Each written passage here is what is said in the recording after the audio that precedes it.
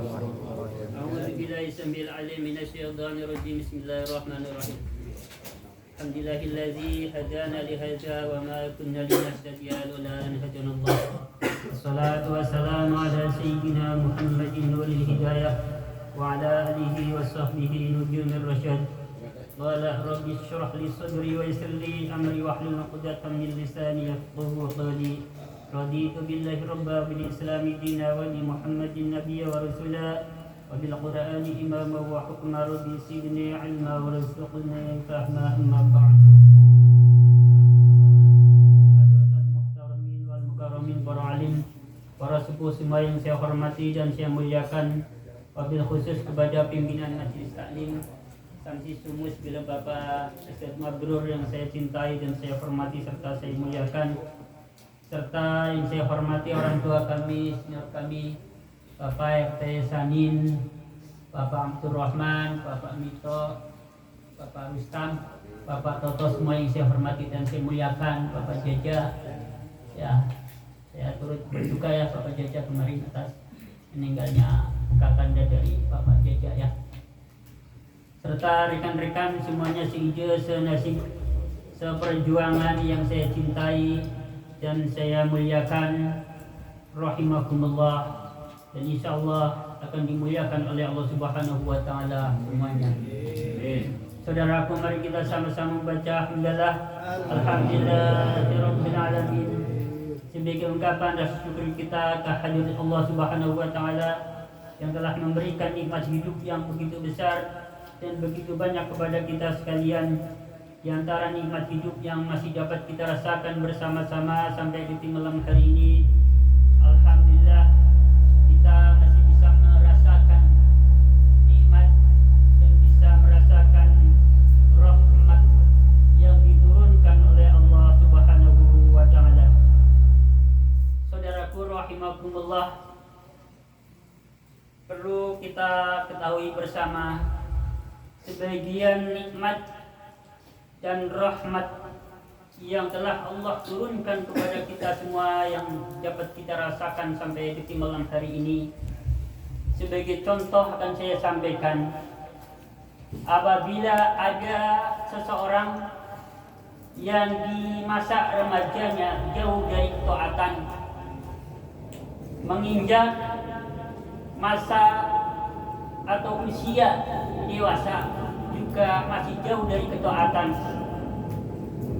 setelah memasuki masa atau usia tua justru menjadi orang yang ahli taat, dekat sekali dengan ketaatan kepada Allah Subhanahu wa taala.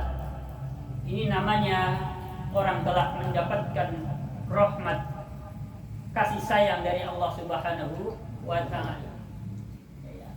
Sebab dikasih kesempatan oleh Allah Subhanahu wa taala seluas-luasnya, diberikan umur panjang, diberikan kemampuan untuk memperbaiki diri, untuk memperbaiki kualitas ibadah kepada Allah Subhanahu wa taala. Kalau Allah enggak sayang kan kemarin pas lagi nakal-nakalnya ambil nyawanya, iya enggak? Tapi karena Allah sayang, diberikan kesempatan oleh Allah Subhanahu wa taala untuk menjadi orang yang baik, diberi kesempatan untuk memperbaiki kualitas ibadah kepada Allah Subhanahu wa taala. Ini adalah salah satu bentuk rahmat Allah. Kemudian salah satu contoh bentuk rahmat Allah yang diturunkan kepada kita adalah ketika ada seseorang yang dari kecil rajin, dekat dengan ketaatan, remaja juga taat, memasuki usia dewasa juga taat, sampai tua juga istiqomah dalam ketaatan. Ini juga salah satu bentuk rahmat Allah Subhanahu wa taala. Coba kalau dibalik, dari kecil rajin ngaji, remaja rajin ngaji, dewasa rajin ngaji, tuanya double, naudzubillah min dzalik. Kan sedih banget. Ya, belum ada kesempatan untuk memperbaiki diri kembali ke masa lalu yang dulunya ahli ibadah, sudah tinggal duluan, kasihan banget. Jadi salah satu bentuk rahmat Allah, kasih sayang Allah adalah ketika Ada orang yang mudanya kurang taat, diberi umur panjang, ada kesempatan untuk taat. Yang dari kecil taat sampai tua juga tetap diberikan kemampuan untuk taat istiqomah kepada Allah Subhanahu wa taala. Ini juga salah satu bentuk rahmat Allah Subhanahu wa taala. Jadi kita harus bersyukur bersama-sama. Ya. Ini salah satu bentuk contoh ketaatan Allah, ketaatan kita kepada Allah Subhanahu wa taala, ya, yang masih peduli dengan urusan keagamaan. Di tengah-tengah kesibukan kita masih mau mengaji, kita masih mau zikiran, kita masih mau bersilaturahim, kita masih mau bersolawatan bersama-sama. Ya Allah, ini suatu nikmat buat kita semua ya. Ya, semoga dengan berkah di majelis taklim yang mulia ini, apapun yang kita rasakan di dalam kehidupan kita sehari-hari, mungkin ada sedikit ya problem, kesulitan, semoga dengan berkahnya majelis taklim yang mulia ini Allah berikan jalan keluarnya. Allahumma amin ya rabbal alamin. Kemudian selawat serta salam semoga tersanjungkan pada baginda Nabi Muhammad sallallahu alaihi wasallam. Saudaraku rahmatullah semua yang saya hormati dan saya muliakan, sebenarnya dari tadi saya agak bingung ini mau menyampaikan apa lagi ya.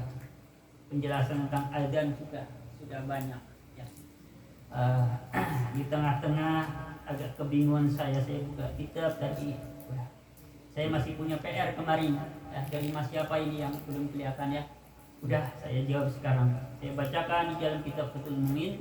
Kemudian insya Allah nanti ini jawaban saya, penjelasan saya dalam masalah azan dan iqomah untuk pertemuan kali ini sebagai penutup pembahasan tentang azan dan iqomah. Insya Allah nanti saya lanjutkan pembahasan tentang salat kembali. Tapi malam ini saya kepingin fokus dalam pembahasan tentang sholat tahiyatul masjid, karena ini nampaknya dari hari ke hari masih terus ada pertanyaan seputar sholat tahiyatul masjid yang belum selesai. Jadi kepinginnya pada malam hari ini saya jelaskan sejelas-jelasnya biar kita semua ini betul-betul paham berkaitan dengan sholat tahiyatul masjid. Tapi untuk penutup pembahasan tentang azan dan iqomah perlu saya sampaikan pada pertemuan kali ini, sekaligus menjawab pertanyaan dari saudara kita pada pertemuan sebelumnya. Waktu itu pertanyaannya apa bacaan sebelum azan? Ya, itu ya. Ya. Saya bacakan di dalam kitab Fathul Mu'in. Wa tusannu as-salatu 'ala nabi sallallahu alaihi wasallam qabla al-iqamah 'ala ma qalahu an-Nawawi fi Syarh al-Wasiti wa i'tamadahu Syekhuna Ibnu Ziyadi. Disunahkan membaca salawat atas Nabi sallallahu alaihi wasallam sebelum iqamah. Jadi sebelum iqamah disunahkan membaca salawat. Seperti halnya yang dikatakan oleh Imam Nawawi di dalam kitab Syarahnya Al-Wasit. Dan guru kami juga berpendapat demikian, Ibnu Yazid. Jadi Ibnu Yazid, guru dari penulis kitab ini juga memiliki pendapat yang sama dengan Imam Nawawi, bahwa sebelum iqamah disunahkan membaca sholawat. Saya teruskan. Wa qala amma qabla al-azani falam ara fi dzalika syai'an. Dan Imam Nawawi berkata di dalam kitab Syarah Al-Wasit, adapun sebelum azan, tolong ini ingat-ingat, adapun sebelum azan maka kami tidak melihat sesuatu pun dalam hal tersebut, dalam hal itu. Jadi artinya pendapat Imam Nawawi di sini, menurut Imam Nawawi, saya tidak menemukan suatu penjelasan, saya tidak menemukan suatu dalil, saya tidak menemukan satu doa pun yang berkaitan dengan bacaan sebelum azan. Menurut Imam Nawawi, jelas ya? Nah, di sini ada tulisannya, wa qala asy-Syaikh al-Kubra Waqala asy-Syaikh al-Kabir al-Kubra innaha tusannu qablahuma. Syekh al-Kabir al-Kubra berkata, sesungguhnya sebelum azan dan iqamah disunahkan membaca sholawat.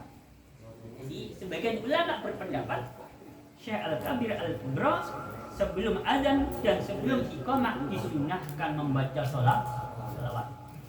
Tapi menurut Syekh Al-Kabir, menurut Imam Nawawi tidak ada memang. Jadi ini artinya apa? Sini ada masalah khilafiyah tentang bacaan sebelum azan. Kalau toh mau membaca, yang dibaca adalah sholawat. Sudah jelas ya? Sudah. Ini sebagai penutup pembahasan kita mengenai azan. Terlalu lama, terlalu panjang, takutnya membosankan. Kemarin kayaknya sudah cukup lah ya, Mas Mundasir ya. Pembahasan tentang azan dan iqamah. Masalah khilafiyahnya kemarin rodo mungkin menurut pendengaran kita rodo nyeleneh karena nggak biasa dengar juga ya. Mari kita sama-sama mulai pembahasan kita dalam pertemuan kali ini tentang sholat tahiyatul masjid. Saya bacakan materinya terlebih dahulu. Bismillahirrahmanirrahim. Hadza babu tahiyatul masjid. Di dalam bab ini penyusun kitab akan menjelaskan tentang sholat tahiyatul masjid atau sholat untuk menghormati atau sebagai bentuk penghormatan kepada masjid. Idza dakhala al-musalli masjidan fa innahu yusannu lahu ay yusalli rak'ataini fi niyati tahiyatil masjid. Ketika seseorang memasuki masjid, maka sesungguhnya ia disunahkan untuk mengerjakan sholat 2 rakaat dengan niat tahiyatul masjid atau dengan niat menghormati masjid. Walahu ayazida masya'a bihadhihi niyyah ittifaqi Syafi'iyah wal Hanabilati. Jadi seseorang yang memasuki masjid maka diperbolehkan menambahkan niat dalam permasalahan ini. Adapun menurut mazhab Hanafi dan mazhab Maliki berbeda pendapat. Jadi artinya menurut mazhab Syafi'i, menurut mazhab Hanbali, ketika seseorang masuk masjid, kalau waktunya bertepatan dengan sholat atau waktu duha, itu boleh sekaligus niat sholat duha. Gitu ya. Kalau waktunya bertepatan dengan waktu sholat duha. Ini bagi pendapat Imam Syafi'i dan pendapat mazhab Hanbali. Saya lanjutkan.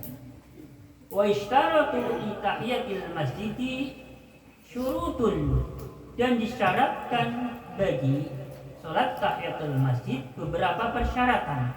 Jadi seseorang untuk mengerjakan salat tahiyatul masjid ada beberapa persyaratan. Ahaduha ayyadkhula al-masjida fi khairil awqatil lati nuhiya an salatin nafli fiha ka waqti tulu'i syamsi wa ba'da salatil asri wa ba'di salatil asri wa sayati bayan hadhil awqati fi mubahatin qasim. Syarat yang pertama, seseorang masuk masjid yang disunahkan salat tahiyatul masjid itu di selain waktu-waktu yang dilarang melaksanakan salat sunnah. Contohnya waktu-waktu yang dilarang mengerjakan sholat sunnah adalah ketika bertepatan dengan tulu'us syamsi, mentongol ya serenge ini. Nah, jam berapa kira-kira waktu tulu kalau di kalender? Setengah 6 sampai jam 6 lah, itu kan geser-geser lah ya, patokannya di kurang lebih setengah 6 sampai jam 6 kurang lebih geser-gesernya itu. Waktu kan geser-geser waktu sholat. Nah, ini namanya waktu-waktu yang dicegah, dilarang untuk mengerjakan sholat sunnah. Di sini menurut pembahasan dalam kitab fikih mazhab 4, maka tidak dianjurkan untuk mengerjakan sholat tahiyatul masjid. Dan waktu berikutnya yang tidak dianjurkan mengerjakan sholat tahiyatul masjid adalah setelah sholat asar. Ini ya, setelah sholat asar. Juga tidak dianjurkan mengerjakan sholat tahiyatul masjid. Selanjutnya, wala ishtaratu ayyasuda al-muqsu fil masjidi falau dakhala al-masjida bi niyatil mururi minhu ila jihatin ukhra fa inna tahiyatul masjidi tutlabu minhu ila salasatin minal a'immah.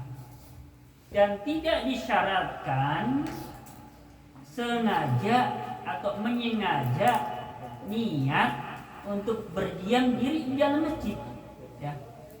Seseorang yang hendak sholat tahiyatul masjid itu tidak harus punya niat untuk iktikaf. Jadi sekalipun masuknya ke masjid itu sekedar buat lewat saja dari pintu sebelah kanan mau keluar pintu sebelah kiri, sekalipun hanya lewat saja, tetap disunahkan, dianjurkan untuk sholat tahiyatul masjid. Tidak harus disyaratkan karena mau iktikaf, karena mau baca Al-Quran di situ, karena mau sholat jamaah di situ, cuma lewat saja juga sudah disunahkan. Misalkan ada pertanyaan bagaimana, misalkan ada istilahnya di situ ada renovasi masjid, bagian apa yang mau direnovasi, kebetulan tukangnya juga ya hari ibadah, sebelum mengerjakan di situ tahiyatul masjid, boleh enggak? Ya boleh, ya, karena tadi tidak disyaratkan di situ mau iktikaf atau mau ibadah apa, ya, sekedar masuk saja lewat saja pun sudah disunahkan sholat tahiyatul masjid. Jelas ya? Nah, terus saya lanjutkan.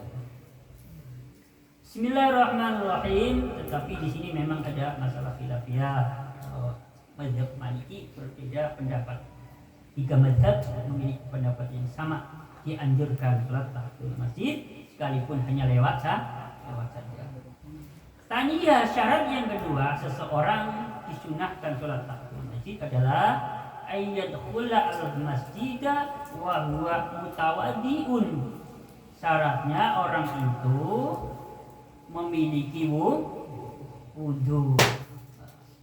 Fala dakhala al-masjida wa huwa muhdisun fa inna tahiyatul masjidi lam tutlab minhu ittifaqi salasati minal a'immah wa khalafa asy-syafi'iyyatu. Jadi menurut 3 mazhab, bagi seseorang yang masuk masjid dan dia tidak memiliki wudu atau dalam keadaan hadas, maka dia tidak dianjurkan sholat tahiyatul masjid. Menurut mazhab 3, mazhab Hanafi, Maliki dan Hambali. Tetapi mazhab Syafi'i memiliki pendapat yang berbeda. Pendapat mazhab Syafi'i begini: apabila ada seseorang memasuki masjid tidak memiliki wudu atau dalam keadaan hadas, kalau memang memungkinkan sekali untuk mengambil air wudu dalam waktu dekat, maka tetap disunahkan. Tetapi kalau tidak memungkinkan untuk mengambil air wudu, ya, dalam waktu dekat, maka tidak disunahkan sholat tahiyatul masjid bagi orang yang tidak memiliki wudu. Bagi siapa? Bagi mazhab Syafi'i. Jelas ya? Selanjutnya, Thalithuha alla yusaddifa dukhuluhu iqamata sholatil jama'ati. Syarat yang ketiga, seseorang yang masuk masjid itu tidak bertepatan dengan iqamahnya sholat jamaah. Kita masuk masjid, di situ bertepatan yang iqamah. Tidak, ya. Tidak disunahkan sholat tahiyatul masjid. Jadi kalau posisinya seperti itu, ya, seperti itu. Fa idza dakhala wajada al-imamu yusalli bi jama'atin fa innahu la yusalli tahiyatul masjid bi tafaqi salasati minal a'immah. Jadi apabila ada seseorang masuk masjid, kok imam sedang melaksanakan sholat berjamaah di situ. Jadi artinya kita masuk masjid, di situ sedang ada sholat berjamaah. Juga kita tidak disunahkan sholat tahiyatul masjid. Udah langsung saja ikut sholat jamaah. Tidak usah sholat tahiyatul masjid. Tapi beda dengan mazhab Maliki. Jadi selalu ada ya, selalu ada yang berbeda pendapat. Tapi mazhab Syafi'i di sini juga memiliki pendapat yang sama, artinya tidak disunahkan sholat tahiyatul masjid bagi orang yang masuk masjid bertepatan dengan imam sedang sholat berjamaah atau sedang bertepatan dengan iqamah sholat jamaah. Selanjutnya, Rabi'uha alla yadkhula al-masjida aqiba khurujil waqti lil khutbati yawmal jum'ati wal idaini wa nahwihima fa in dakhala fi dhalikal waqti fala yusalliha indal malikiyati wal hanafiyati amma syafi'iyatu wal hanabilatu fandur madhhabahum tahtal. Syarat yang keempat, masuk masjid tidak setelah imam berada di mimbar. Artinya begitulah jelasnya ya. Jadi saat kita masuk masjid, kok imam sudah duduk di mimbar, artinya sudah masuk ke mimbar, persiapan maupun khutbah. Ini menurut mazhab Maliki dan menurut mazhab Hanafi, maka tidak disunahkan. Nah, kemarin saya menyampaikan bagaimana kalau ada orang masuk ke masjid, khatib sedang menyampaikan khutbah, apakah kita perlu melaksanakan sholat tahiyatul masjid? Kemarin sudah saya sampaikan, kita tetap melaksanakan sholat tahiyatul masjid.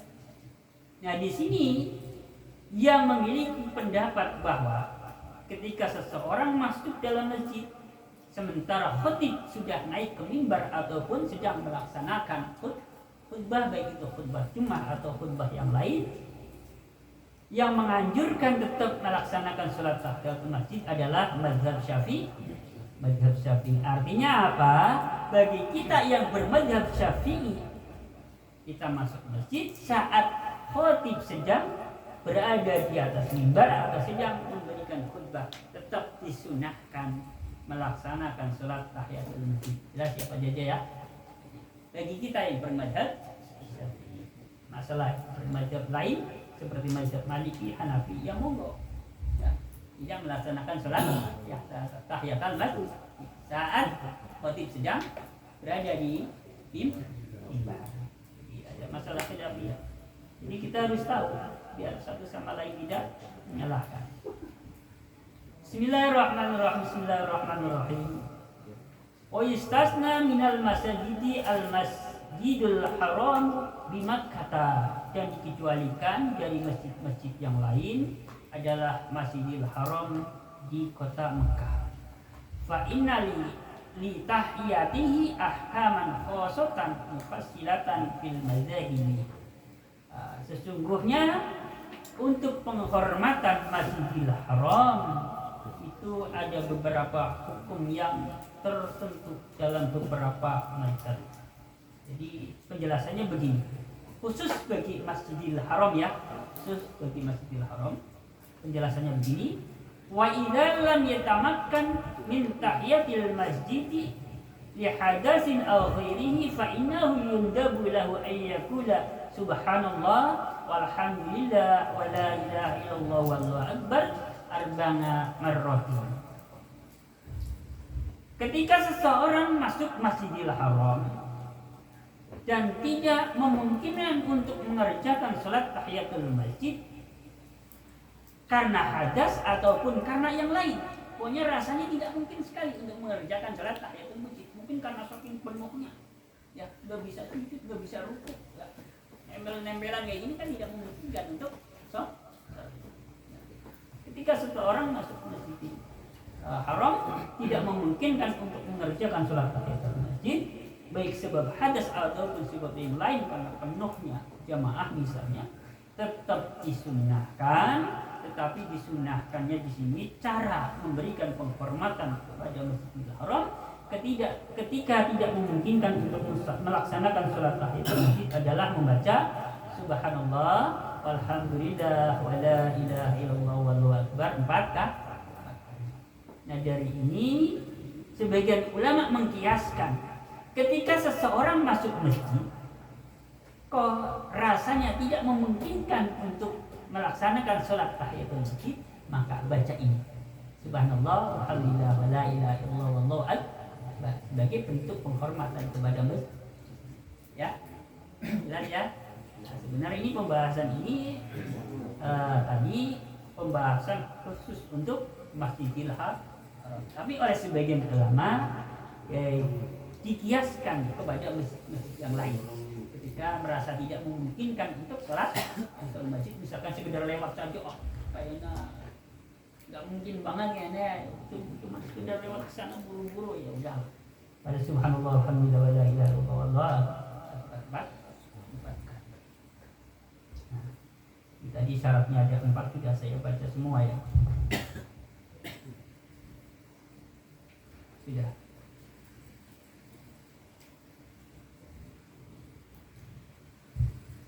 Syaratnya sudah ada 4, sudah saya baca semua. Sedikit saya tambahkan, dalam mazhab Syafi'i apabila seseorang masuk masjid sudah terlanjur duduk kok belum, baik lupa atau apa kayak gitu, tidak melaksanakan sholat tahiyatul masjid, ya sudah, jangan bangun lagi. Jadi nggak usah istilahnya bangun terus sholat tahiyatul. Artinya kalau sudah terlanjur duduk ya sudah. Jadi kalau mengambil kias tadi ya sudah, tinggal baca saja subhanallah alhamdulillah wala ilaha illallah. Ini barangkali yang bisa saya sampaikan pada pertemuan kali ini. Semoga bisa diambil manfaatnya bagi kita semua. Silakan saya kasih waktu buat rekan-rekan, teman-teman semuanya, jemaah yang hadir di dalam majelis ini untuk menyampaikan berkaitan dengan sholat tahiyatul masjid.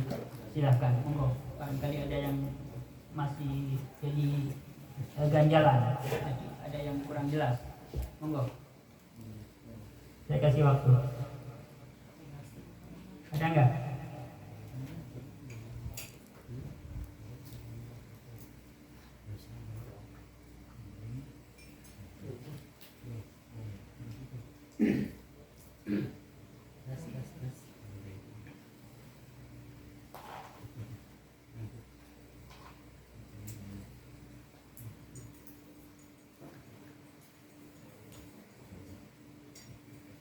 Enggak ada? Berarti kalau nggak ada, berarti dalam pembahasan tentang sholat tahiyatul masjid sudah jelas ya. Insyaallah. Dalam mazhab yang lain, jadi sholat tahiyatul masjid itu tidak terbatas 2 rakaat. Bisa jadi 6, bisa jadi 12, jadi maksimal 12. Jadi jangan kaget apabila ada yang melaksanakan sholat tahiyatul masjid sampai 6 rakaat, 12 rakaat, jangan kaget ya. Memang ada dalam mazhab lain. Jadi saya sampaikan itu biar kita paham lah, kita paham, biar menjadi pengetahuan buat kita semua sehingga tidak menyalahkan satu sama lain. Ini barangkali yang bisa saya sampaikan pada pertemuan kali ini. Mohon dibukakan pintu maaf yang seluas-luasnya. Apabila ada penyampaian saya ada yang kurang berkenan ataupun masih kurang begitu jelas, mohon dibukakan pintu maaf yang seluas-luasnya. Akhirul qouli billahi taufiq wal hidayah wa ridho wal inayah. Wassalamualaikum warahmatullahi wabarakatuh.